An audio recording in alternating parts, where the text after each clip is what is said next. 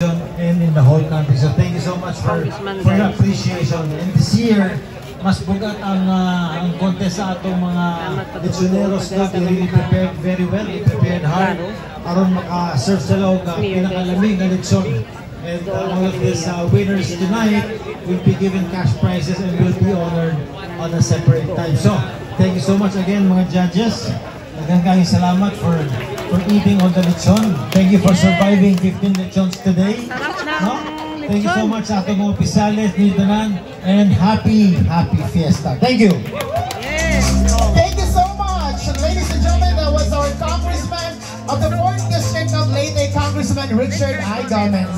This time, let's have an intermission number. And he is the grand winner of the Ormoc Music Pop. Wala ka lubad.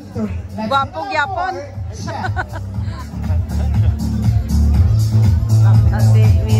Alright, good evening everyone. Siyempre po, sana po busog na po tayong lahat and nag-enjoy po tayo ng gabi. And so I'll give you a series of medley. Sino po bigyan ko songs na po magustuhan ninyo? Wagod paglubad ang nawong ni Kong. Let's go. Here we go. Hala, si Kwan man na oh?